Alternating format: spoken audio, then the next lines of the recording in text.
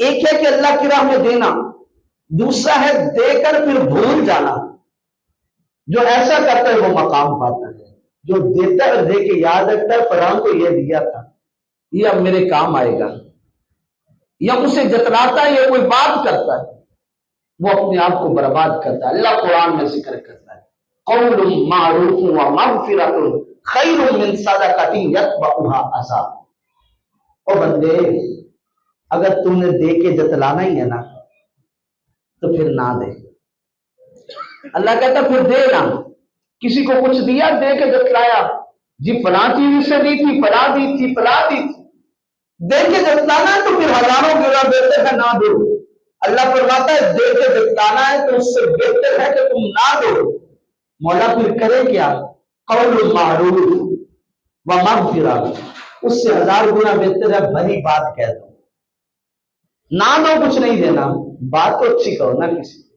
جب کسی کو دے کے اسے جتایا جاتا ہے نا، اسے بڑی تکلیف ہوتی ہے۔ نہ دو بھائی، دو نا، لیکن بات کرو تو بھلی کرو۔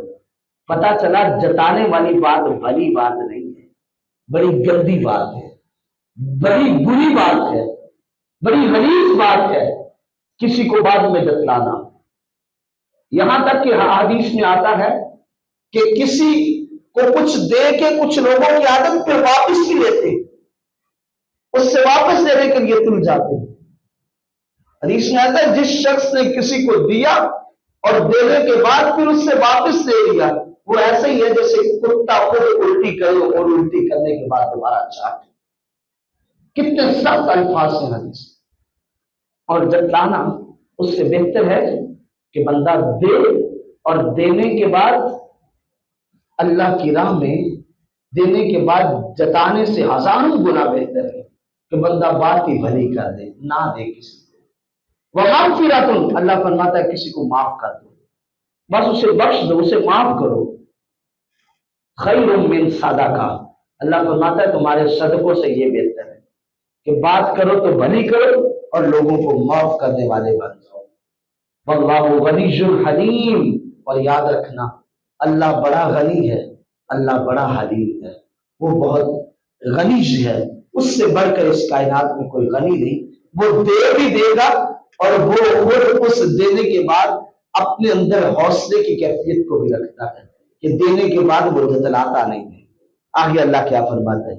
یا ایھا الذین آمنوا، اے ایمان والو، لا تبطلوا صدقاتکم بالمن والاذی، اے ایمان والو نہ باطل کرو تم اپنے صدقات کو احسان جتلانے کے ساتھ اور تکلیف دینے کے ساتھ۔ پتا چلا جب بندہ دے کے احسان جتلاتا ہے تو برباد ہو جاتی ہے ہر چیز، کسی کام کی کوئی چیز نہیں رہتی۔